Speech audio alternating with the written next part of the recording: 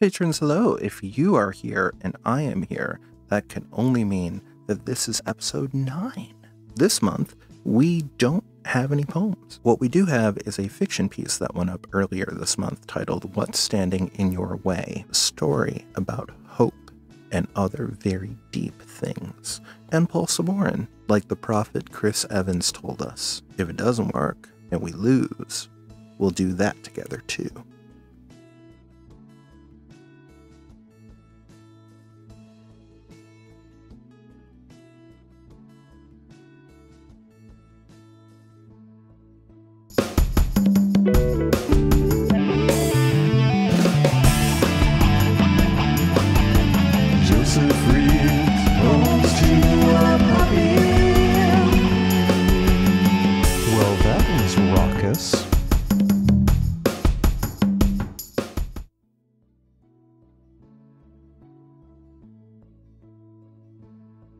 In a different timeline, Joko Cruise 2021 happened earlier this month. A couple weeks ago, the management of Joko Cruise did a live streaming event. This story came out of something that happened during one of the games. Here is the part that's important. Oh, that's actually a really good question. Ooh.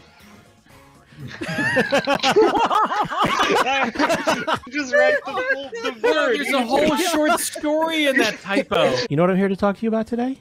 Exactly this. The blame goes on the people driving down the lone highway towards the weird, holy, giant reindeer. What's that giant reindeer's name? That's Shame. I thought you said his name was Shane. Sorry. Shane the Shame Reindeer. Exhausted as they were, the Saborins considered themselves veterans of this.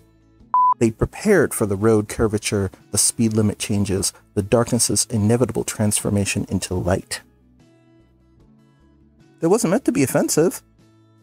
They neglected, however, to plan for a fiery-eyed, shimmery haloed, 60-foot-tall reindeer and its nefarious party games. Hey, you know how those party games can be. Was it, though? The massive reindeer... Oh no, go ahead. Its voice reminded Kim of a particularly eloquent flute solo she'd experienced once. Kim sighed slightly and aimed an arch eyebrow across... I had nothing to do with this bit, her husband protested. Where would I even find... He didn't call me Kim Benson Saborin. The reindeer tilted its head with an indignant accent. You were like 2 seconds too early. I'm very frightened, Mr. Reindeer. Sir. I have some barbecue sauce for that. Paul spread his arms wide as if to say, come at me, bro. Would you mind rating me 5 stars? There's a lot going on right now, and...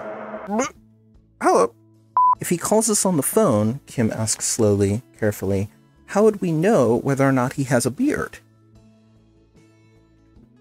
Well, I've been on stage professionally for most of my life now, and I'm not sure how to ask this. Did you just reboot? It's okay, friend Paulson.